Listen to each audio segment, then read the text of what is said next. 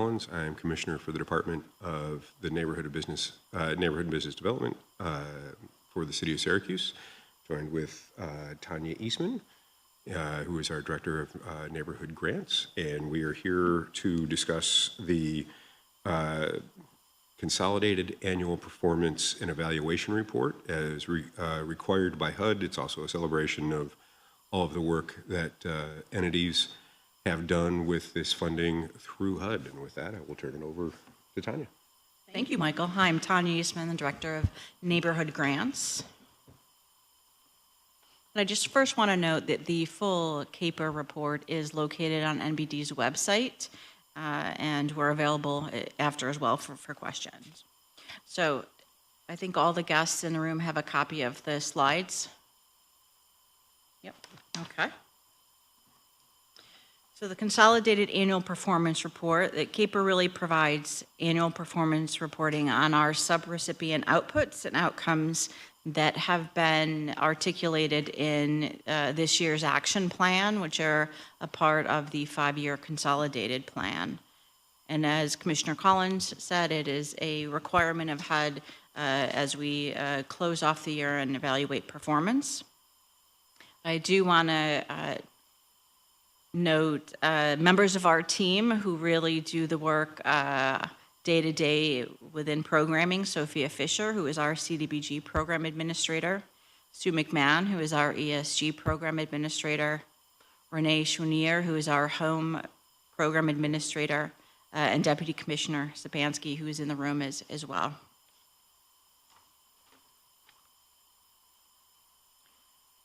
Our strategic funding priorities for this current 5-year consolidated plan, which is 2020 to 2024 for ESG, CDBG, and home, included promoting and preserving safe and affordable and stable housing, building family wealth and promoting economic inclusion, and creating more vibrant, resilient neighborhoods.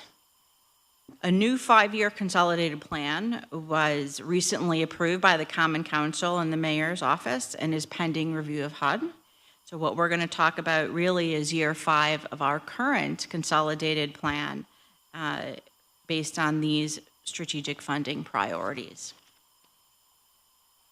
We'll dive into each of the 3 programs. Community Development Block Grants, CDBG. So for program year 50, funding supported the following activities in support of individuals and families across the city of Syracuse and our communities. Homeowner assistance, housing services, home buyer assistance, workforce development, youth development, and our community centers. Highlight of our outcomes on the homeowner assistance program side, 184 homeowners were assisted through home improvement and emergency repairs. That includes one of our subrecipients, our partnership with Home Headquarters through the SHARP and Urgent Care program and through Empire Housing. On our housing services programming side, which really serves and supports the most vulnerable individuals in our community facing eviction, homelessness, and around housing stability. 113 individuals received case management. 290, and those are with partners like NIDA and Housing Visions. 296 received housing and tenant education and counseling, and that's with our partners at CNY Fair Housing and Greater Syracuse Tenants Network. 475 newly settled refugees received case management, job support, and direct financial assistance, and that's through our partnership with subrecipient Interfaith Works. And 65 individuals with disabilities were assisted in obtaining or maintaining suitable affordable housing, and that's through our partnership with Arise. On the homebuyer assistance side, 307 potential homebuyers received first-time homebuyer education, and that is with our partner Home Headquarters through the Home Ownership Center. 15 families bought homes with closing cost assistance, again with our partners through Home Headquarters. On the workforce development side, We had almost 700 individuals receive workforce or job readiness training, and that's through several partners, including Center State CEO, Jubilee, On Point for College, and Boys and Girls Clubs. 105 individuals received job-seeking assistance, and that is through our partnership with subrecipient Catholic Charities. And then on the youth development and enrichment side, almost 400 youth received academic, social, and cultural enrichment through structured summer and after-school programming through Huntington, Peace, and the YWCA.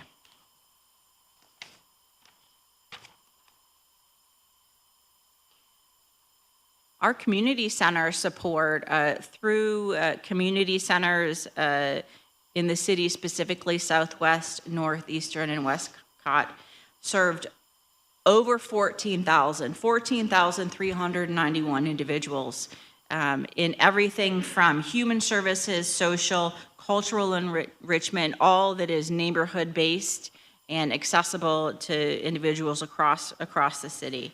3% as well include neighborhood community centers. So that's Dunbar and Huntington, Peace, and YWCA. Our Emergency Services or Solutions Grant, ESG, provides funding assistance to individuals that are homeless and housing vulnerable across the city of Syracuse. During program year 50, the street outreach program reached 364 individuals through our partnership with In My Father's Kitchen and the Rescue Mission. Our transitional living programming served 24 individuals through our partnership with subrecipient Liberty Resources. Rapid rehousing work served over 60 individuals through our partnerships with the Salvation Army, including both their HAL and their youth programming.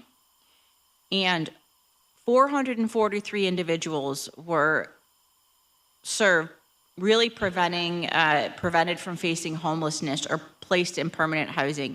And that work does happen through two of our local legal-based community partners, Hiscox Legal Aid and Volunteer Lawyer Project.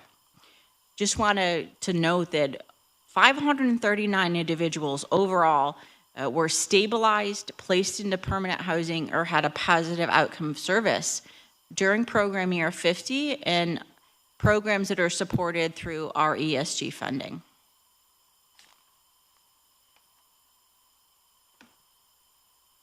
Just want to call your attention. We wanted to include a couple of graphs here that showed the employment gains, not direct outcomes specified by our grants, but really positive outcomes that are in addition to the securing of housing and the prevention of homelessness. And so across transition housing, homelessness prevention, street outreach, and rapid rehousing, there are employment gains of individuals that have been served through this program, as well as the prevention of, or the permanent housing and placement. Again, across all four programs, there is evidence of permanent housing placement and retention with the partners that we have through the ESG program. There's additional data and analysis in the CAPER as it relates to the ESG program as well, which looks at different demographics of ESG participants, individuals in particular that come from the most vulnerable populations in our community. I would encourage you to look at that if you have interest. Lastly, our Home Improvement Partnership Program funds through Home provides support for creating affordable housing opportunities that include rehabilitation and new construction of single-family homes, home ownership promotion, rehabilitation and new construction of two-family or multifamily properties, and property demolition, which although property demolition is more CDBG, but still under the spirit of housing redevelopment and new construction. So in program year 50, 4 single-family homes were newly constructed or substantially renovated and sold. The timeline for home projects tends to be a bit longer than some of our other programs. So we have over a dozen in the pipeline right now, but specifically 4 closed were sold and new tenants were in, or new homeowners were there. 11 units were constructed or rehabbed and leased to income-eligible tenants. And we had 3 demolitions completed during program year 50.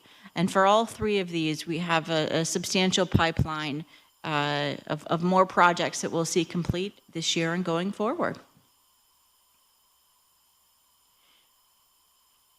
I know this next page is a small map, and so if you have an opportunity to look at it in the CAPER online, it does a really great job of visually showing the specific parcels and properties across the city of Syracuse that just in program year 50 alone had some sort of grant funding impacting, whether that be closing cost assistance, urgent care, SHARP, new home ownership. Over 600 parcels were supported through program year 50 funding. And again, this map is available with the CAPER with a full legend as well. And I think it just highlights the breadth and depth of work happening across the city through our partners that are subrecipients of our entitlement funding. Would like to say thank you to our community partners. We've highlighted, if not all, most here. Really, they're the ones that are working tirelessly each day to deliver services and programs funded by the city's entitlement block grants. And without them, we would not be able to serve the community in a way that is a good steward of federal funds and with fidelity to the city's consolidated plan and action plan for the year. So just want to say thank you to our community partners, our team at NBD, and all those involved in supporting this work. Would now like to open it up for, oh, you know what? My official announcement at the end. Official public comments will continue to be accepted through July 21st. Do ask that if you would like to submit official comments, that you do so via email at the address noted here. All public comments will be included in the final draft of the annual performance and an evaluation report that is submitted to HUD. Thank you. So I just want to add to anybody that's watching this on YouTube that the email address is nbd@syr.gov, and the full report can be downloaded online so if you go to the syr.gov website and put in CAPER report, it should come right up for you. But it's within the department page, department being neighborhood and business development. Did I get that right? Yep. All right. So to our guests that are not staff, we have if anybody wants to make any comment, we've got 3 minutes to do so per person. So have at it. No expectation, but you are more than welcome. No? Okay. Then we will call this meeting closed. Thank you very much for coming. Appreciate the interest. Thank you. WCN.